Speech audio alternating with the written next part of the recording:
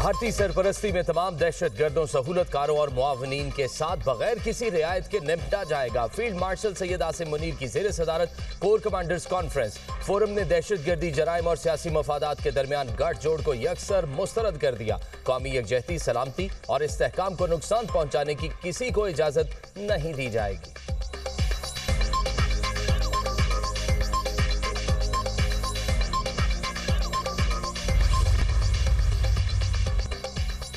کابینہ کمیٹی برائے توانائی کا اہم فیصلہ۔ ملک میں جامع انرجی پلاننگ کے لیے پاور ڈویژن کے ادارے PPMC میں سیکریٹریٹ قائم کیا جائے گا۔ فیصلے سے اب صرف ایک جگہ اور ایک ادارہ مربوط طریقے سے پلاننگ کرے گا۔ فیصلے سے پالیسی بنانے والے اداروں میں جامع معاونت ملے گی۔ کابینہ کمیٹی کے اجلاس میں پاور ڈویژن کو یہ ذمہ داری سونپ دی گئی۔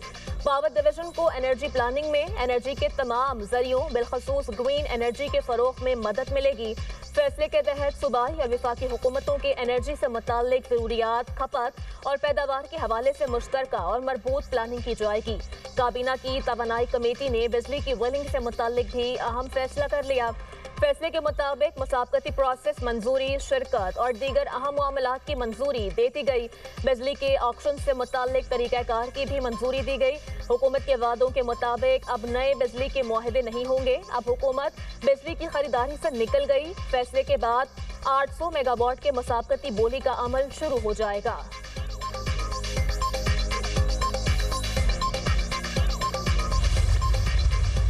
فوج پاکستان نے ہندوستان کو وہ سبق سکھایا کہ ساری عمر یاد رکھے گا۔ مودی نے تو کشمیر کے اندر ظلم کے پہاڑ ڈھائے اور کس طرح کشمیریوں کے اوپر بربریت اور ظلم کی داستان آپ جب پڑھتے ہیں تو آنکھیں نم ہو جاتی ہیں۔ آج بھی کشمیر کی وادی میں ان بے گناہوں کا خون بہہ رہا ہے۔ ان کی خون سے کشمیر کی وادی سرخ ہو چکی۔ میں سمجھتا ہوں کہ وہ دن آئے گا جب آپ کی محنت اور عظمت سے کشمیر بنے گا پاکستان اور مقبوضہ کشمیر ضرور آزاد ہوگا۔ افواج پاکستان نے بھارت کو وہ سبق سکھایا جو وہ ہمیشہ یاد رکھے گا۔ پاکستان کی ترقی، خوشحالی کے لیے کشمیریوں نے قربانیاں دیں۔ وزیر اعظم شہباز شریف کا طلباء میں لیپ ٹاپ تقسیم کرنے کی تقریب سے خطاب۔ کہا کشمیر بنے گا پاکستان کے نعرے سے کشمیر کی فضا گونجتی رہی۔ مودی نے مقبوضہ کشمیر میں ظلم کے پہاڑ توڑے۔ نوجوان پاکستان اور کشمیر کو دنیا کے نقشے پر عظیم بنائیں گے۔ لیپ ٹاپ اسکیم کو رشوت ہونے کا تانا دیا گیا۔ ہمیشہ میرٹ کو ترجیح دی۔ ایک بھی لیپ ٹاپ سفارش پر نہیں دیا گیا۔ لیپ ٹاپ کوئی مشین نہیں، ایک ویژن ہے۔ آزاد کشمیر پولیس کے چاقو چوبند دستے کا طلباء اور طالبات کو گارڈ آف آنر پیش۔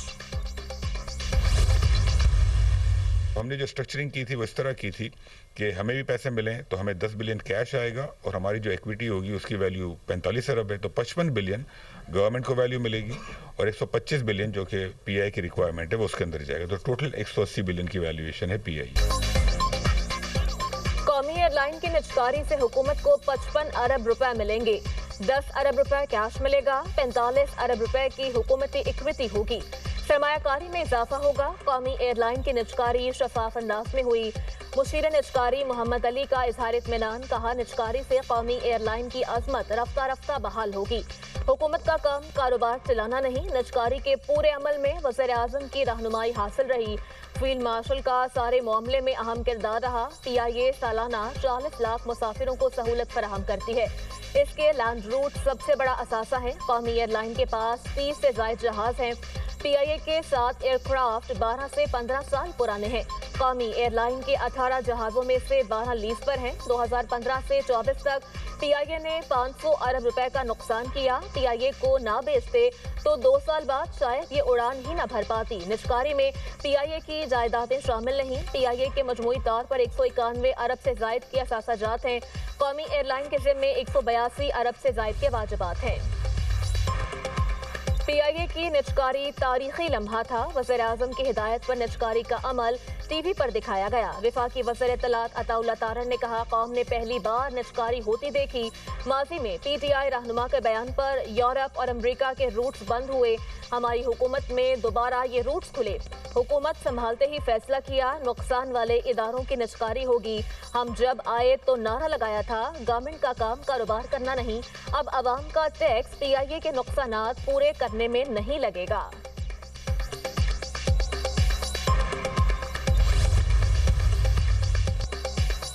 وزیر اعظم کی زیر صدارت معاشی ترقی کے لیے بندرگاہوں کے حوالے سے ورکنگ گروپ کا اجلاس۔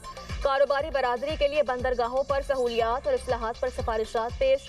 وزیر اعظم نے کہا کاروبار بڑھانے اور معاشی ترقی کے لیے بندرگاہوں کا انتہائی اہم کردار ہے۔ بندرگاہوں سے منسلک مختلف ادارے آپس میں تعاون کو مزید بہتر بنائیں، مختلف نوعیت کے پورٹ چارجز کو مزید کم کیا جائے، بندرگاہوں میں پڑے متروکہ کارگو کی نیلامی کے لیے شفاف نظام لایا جائے۔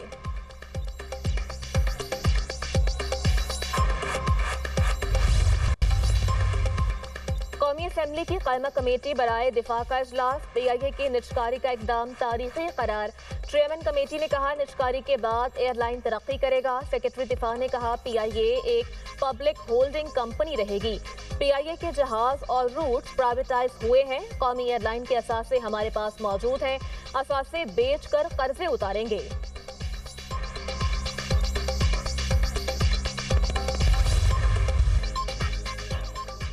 نجکاری اور ٹیرف اصلاحات سے عالمی مسابقت میں اضافہ، پالیسی تسلسل سے ملکی اور عالمی سرمایہ کاروں کا اعتماد بحال ہوا۔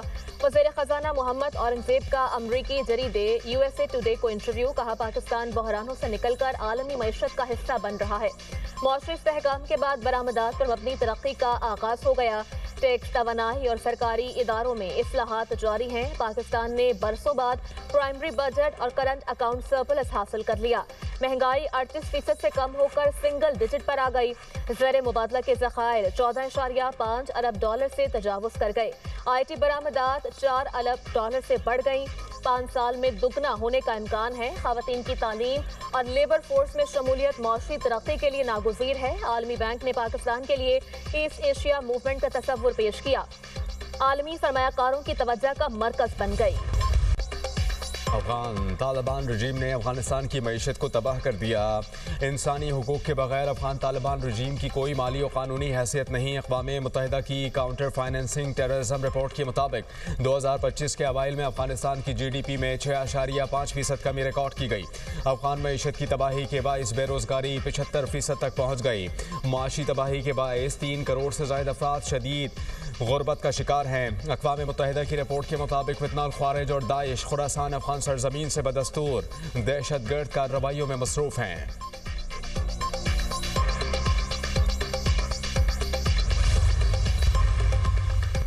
اسلام آباد میں لانگ ویکینڈ، 25 دسمبر کی گزٹ چھٹی کے ساتھ 26 دسمبر کو بھی عام تعطیل کا اعلان۔ اسلام آباد میں 26 دسمبر کی چھٹی غیر ملکی اعلیٰ سطح وفد کی آمد کے سلسلے میں دی گئی۔ مقامی تعطیل کا اطلاق آئی C T, C D A, انتظامیہ، پولیس اور سرکاری اسپتالوں پر نہیں ہوگا۔ ایڈیشنل ڈپٹی کمشنر صاحبزادہ محمد یوسف نے نوٹیفیکیشن جاری کر دیا۔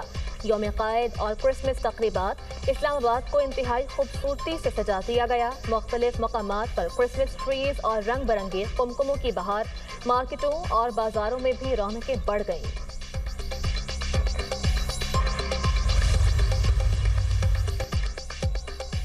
غزہ میں جنگ بندی کی خلاف ورزیوں پر ڈیموکریٹس ارکان کا پارا ہائی۔ 50 ڈیموکریٹس ارکان نے صدر ٹرمپ کو خط لکھ دیا۔ اسرائیلی وزیر اعظم بنجامن نیتن یاہو کا احتساب اور جنگ بندی معاہدے پر عمل درآمد کرانے کا مطالبہ۔